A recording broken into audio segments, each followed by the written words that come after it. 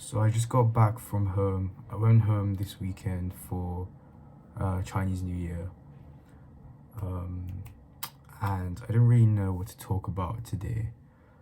So I think I'm just gonna talk about why I'm kind of doing these videos now, because I've always wanted to do videos like these, just talking about everything that I've been kind of observing in the world for the past 5 years of my existence. But I've just never really kind of had the energy or kind of the need or the want or the desperation to kind of start making the videos. But it's only been recently since I've come to university where life has just kind of like hit me. Like I'm kind of now in the wide, big world. And before I was kind of like, I don't know, like before I was at school and then I took a gap year and I was kind of in home and in random places, just like chilling. But now like my life has kind of started again. But this time I'm in the real world, like I'm in the wide world now. And it just kind of hit me like, is this it? Like this is, if I don't do anything, then this is what my life is going to be. Like this is it. Like if I don't do anything, then I'm just gonna go through this university course, get my degree, go work a job, and that's it. Like if I don't do something now, then that's it. Like that's it. And I've always wanted to do something for Jesus. I've always wanted to do something for God. Like I've always wanted to serve God. I remember when I was at school and I remember this so vividly, so distinctly. I read a verse in like 2 Timothy, I think it's in 2 Timothy or maybe 1 Timothy, but it's about how if you keep yourself pure, you can be like a special utensil in a to be used by God. Like you can be a silver utensil for special occasions to be used by God rather than like a wooden utensil. And I was like, I remember just, I don't know why I wanted to be used by God so much, but I just remember just wanting that so bad. And like, that has kind of been my subconscious pursuit for like the longest time in my life. And I think it still is, although I don't know. I think my perspectives are more realistic now. So I think I have, like before I was a lot focused on just purely like spiritual things and like, but now I also realize I need to, if I don't work on physical things as well, like, my university degree or like learning how to make money, then I'm not gonna be able to survive in the world. You know what I mean? Like, it's a bit like, um, it's a bit like I have to learn how to. It's like when we were cavemen, you would have to learn how to hunt, but you would also be able to talk to God. Like maybe Abraham and stuff, they had to learn how to do shepherding, but they also had a spiritual relationship with God. So now I'm kind of more, I'd say I'm more balanced in kind of physicality and spirituality, like in terms of what I'm focusing on in my life. But it doesn't mean that I don't want to be used by used by God. I still have that same desire, and that's the reason why I've started doing these, because I kind of just realized like, dang, this is it. Like, what else is there? What else am I going to do if I don't do something? And this is just the most intuitive thing that I'm doing, and I'm really enjoying it because it's like I'm finally like spurting out everything in my brain that I have not had a vessel to spurt out in the past 5 years, or I've not had the boldness to spurt it out, or I've not had the vocabulary eloquence. I've not had, I didn't have the boldness and the eloquence to be able to speak my thoughts. and the authenticity. And so I think definitely in the past few years, God has been working on me. Like, he's been molding me, he's been changing me, he's been refining me through pain, through suffering, and he's been growing me so that I am becoming the person to be able to be used in a special way by God. And one way he has changed me is he's given me more eloquence, he's given me like more confidence, he's given me, yeah. And it's not like, oh, I'm special or something. Like, everyone, whether you're a Christian or not, like, as you age, you learn how to speak better, you learn how to, I don't know, you learn, like, life just teaches you things, time teaches you things. But the point is, now I have the mental and emotional facilities to bring out what I want to bring out, whereas before I didn't. And so that's kind of why I'm starting these videos. And it's so interesting because the other thing I've realized in my life is I only do things out of like desperation / necessity. Like, literally, like, the only reason I started getting kind of like liking God was because when I was in like year 10 or something, I had like no friends, and like literally like all I knew was kind of God, because we would be going to church like when I was young, and then I was just like, dang, maybe I should talk to God then, since I had no one else to talk to. And so that came, like, my relationship with God started more out of desperation.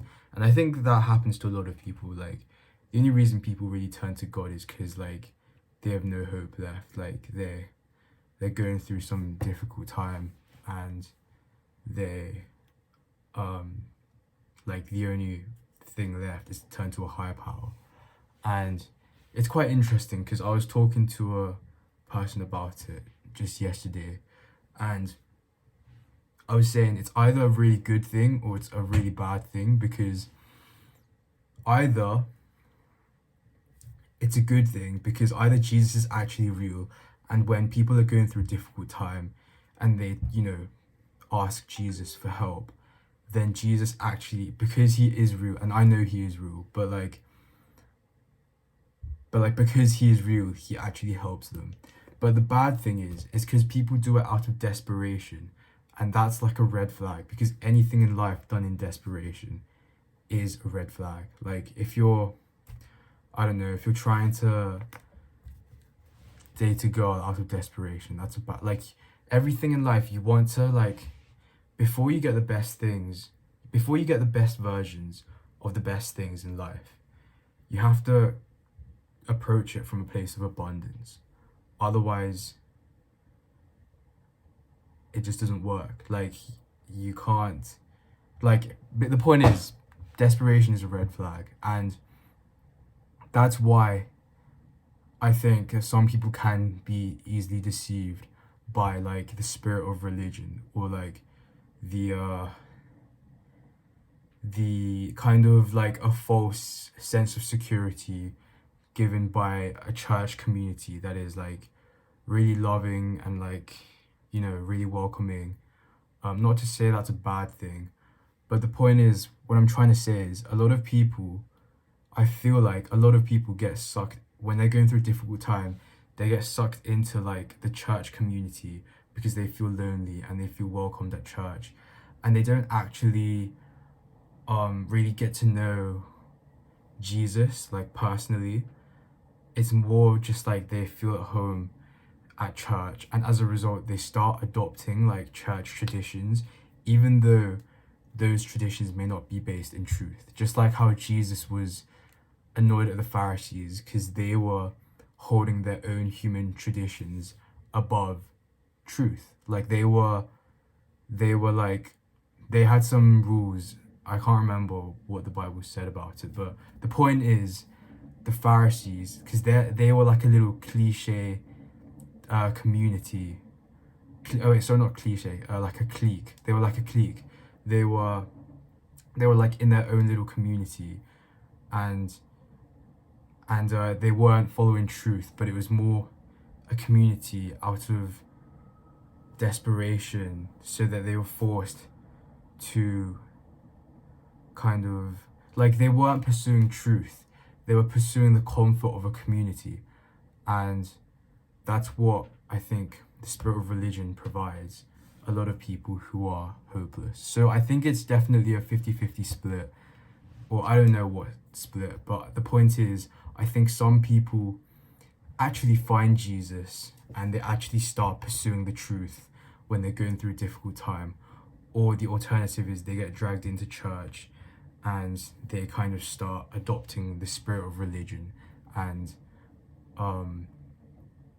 like following the spirit of religion and not caring about the truth at all.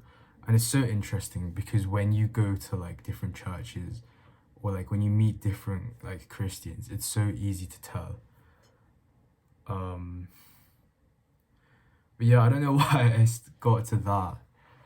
I was talking about why I started making these videos. Oh yeah, because I started making these videos out of kind of a desperation place, because it was like, if I don't do something now, then this is it for my life. Like, this is like, I'm just gonna graduate and that's gonna be it for my life. I'm gonna maybe do a software engineering job and that's it. And I know I said anything that comes from a point of desperation is not a good thing. But then again, I feel like in my life, everything like where I've like seen God kind of lead, where I attribute God to guiding me, is where like I've had to do something. Like I've been like, my cards have been forced, like I've had no other choice. So yeah, I don't know what to make of that, because I suppose I do things out of desperation as well. But I suppose it depends on how pure your motives are, how pure your conscience is. If you're doing it for selfish gain, or maybe to feel comforted, maybe to feel not lonely, but you're not, like, if you don't care about the truth, but you're just doing something to, you know, make yourself comfortable, I think that's definitely a red flag. And I think the truth isn't supposed to be comfortable. You know what? I don't think that... Okay, no, I stand by the fact that if you do things by desperation, it's a red flag. But... Okay, I stand by the fact that... I stand by that fact. But I don't think I've done things out of desperation. I think I've done things out of necessity. Like, it's not like this was a... like, it's not like I'm desperate to do this. But I've just realized that if I want the best life for me, then I need to do this, because this is kind of what I want my purpose to be. And so I think if you're chasing something higher than survival and you become desperate for that, then I think that's fine. But I think if you're chasing survival, if you're chasing like comfort for like your troubled soul, and you don't turn to Jesus for that, then that is definitely a compromise, and it's definitely a red flag. Because honestly, every like spiritual problem, every like emotional / spiritual / mental problem can be solved through seeking Jesus, who is the truth, and like getting wisdom so you understand why you feel that way. For example, I was feeling a bit lonely like a few weeks ago, and I realized I was just neglecting my relationship with God. So I was just speaking to him more. I was just spending more time with Jesus. And now that feeling's gone away. And that's really interesting because it's like people are like, oh, Jesus isn't real. But the feeling of loneliness is very real. And when that gets taken away, when that feeling gets taken away from you, and that is directly proportional to the amount of time you're like thinking about like God and like spending time meditating on God, like thinking about God. Like, you know how you think about people you love in your head and like you smile, like just thinking about God and like thinking about, you know, who he is. And then after that your loneliness goes away. That's pretty real. That's pretty real. Like that, I think if anything, that's a you know, I don't think, you know, that's a pretty real experience. And so like anything in life, I think, can be solved through a relationship with God slash Jesus. And I know that like I'm kind of just venting all my thoughts. I don't know if they're like correct, but they're all interesting thoughts, I believe. And so I think if people have any other thoughts, please contribute in the comments because I want to hear them. People, like, I posted a video about weed yesterday and people were posting in the comments so many interesting things, like so many interesting thoughts that, and like the point is everything is the pursuit of truth. So I want to hear all the opinions and perspectives because we're here for truth. We're not here for, you know, we're not here for religion. We're not here for anything else. We're here for the truth. And like, you know what, if there is some truth in religion, then sure. But the point is, I'm not here for a strict set of rules or a strict, you know, thing. I'm here for the truth. And what's so interesting is if you read the 48 laws of power, the last law is like be formless, like disregard all laws, like be kind of fluid.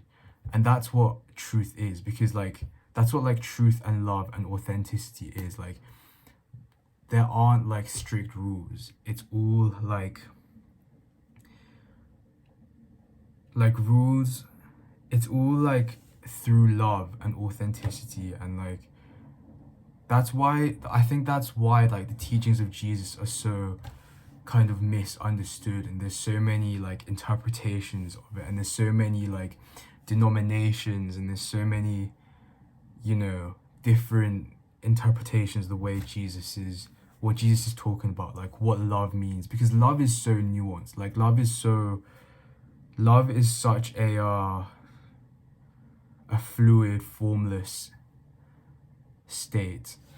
And I think and it's also the most powerful thing, because like that's you know, I believe that being formless is so powerful.